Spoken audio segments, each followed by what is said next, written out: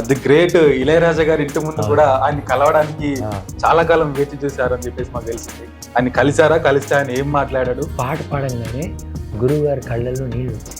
Okay, Ilaiyaraaja గారి కళ్ళల్లో చాలా ఆనంద బాష్పాలుగా ఫీల్ అయ్యాను.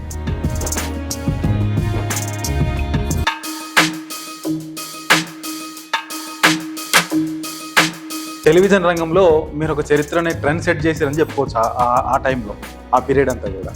కానీ వెండి తెరకు వచ్చేసరికి ఎందుకు బంటి గారి మ్యూజిక్ని అంతలా తీసుకోలేకపోయారు? లేదు, యాక్చువల్లీ మీకు చెప్పాలంటే రుతురాగాల కన్నా ముందర నేను ఫస్ట్ ఫిల్మే చేశాను.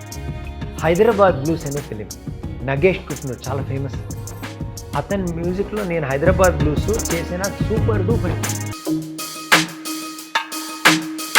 ఆడ వాయిస్ తెలుసు కదా, బంటి నేను జాన్కి మాట్లాడుతున్నాను, జాన్కి నువ్వు వచ్చి మీ ఇంటికి తీసుకెళ్తావా అనగానే నాకు అసలు ఒక్క నిమిషం అమ్మ ఏంటి నిజమా కళ నిజమా అనుకున్నాను.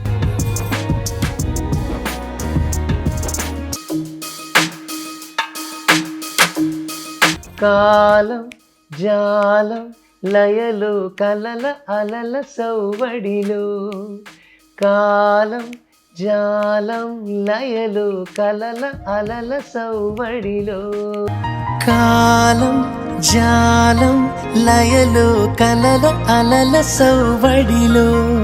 చక్రవాకం సాంగ్ ఒకసారి వాడదాం సార్.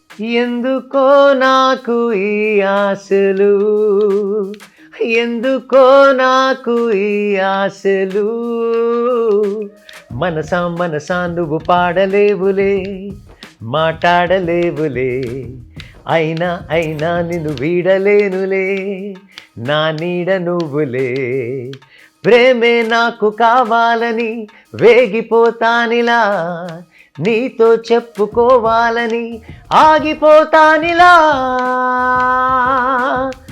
ఎందుకో నాకు ఈ ఆశలు.